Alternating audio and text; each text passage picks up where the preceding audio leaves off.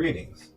I'm online and I'm on the air, bringing you guys another art tutorial because I strongly believe that education should be free. In some places, just not here in corporate America. In this set of tutorials, I wanted to cover some basics of Photoshop, some Photoshop basics. It's probably the most well-known, if not one of the most well-known and popular 2D drawing and painting applications in the field, in the industry. Photoshop is everywhere. Everyone uses it. Everybody. If you want to get into computer graphics, you need Photoshop. Yeah. you need Photoshop.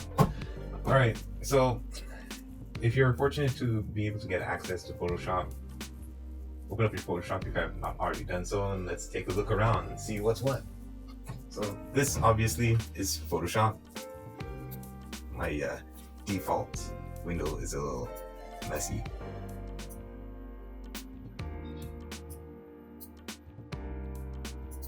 Oh, let me move this guy back. What did I pull this guy out here for? Must have been working on something. Oh, put him in here. There we go. Yeah. All right. Okay. Okay. And with any application, many applications like Photoshop included, the tools of a lot of different applications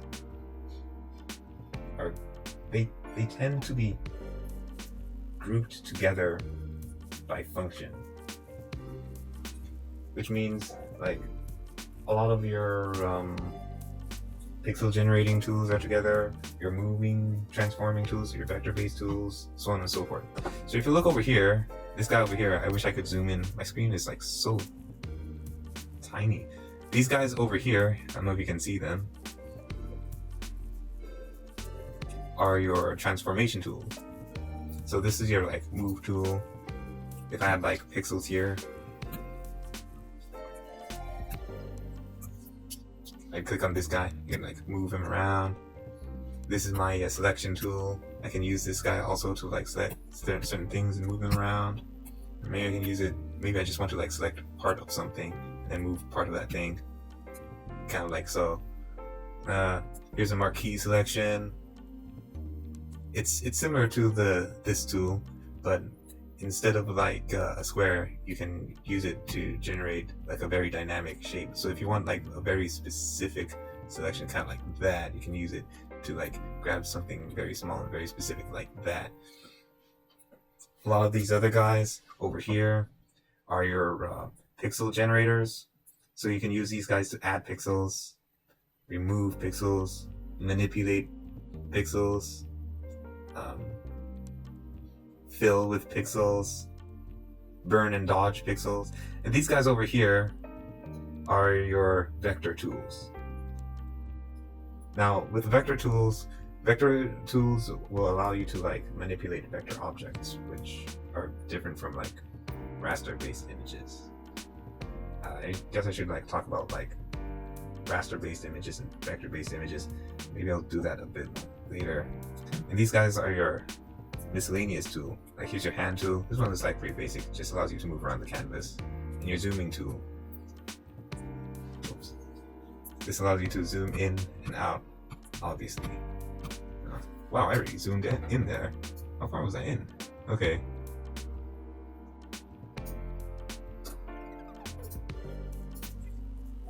These guys over here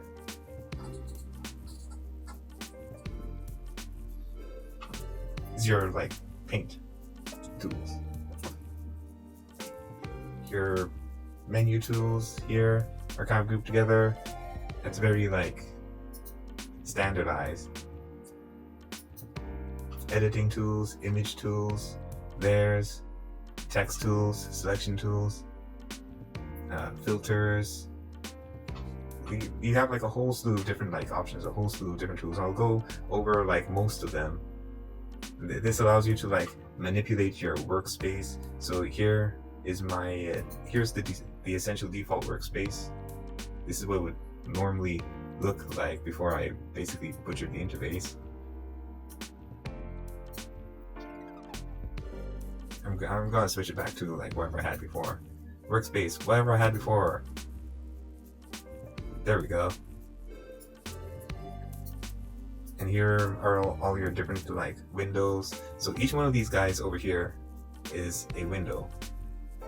So if you're looking for a very specific window and you can't find it here, chances are it's turned off. You can flip through here and figure out which one it is. I just turned off my color window over here. Bring it back. Navigator window. This is pretty layers.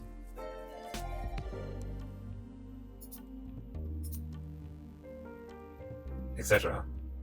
Uh-oh. Bring those guys back. There's navigator. What did I have before? I can't even remember. Well, it's probably not that important. If it is, I'm starting to come up. As I mentioned before, Photoshop is a raster-based application, which means, well, primarily raster-based.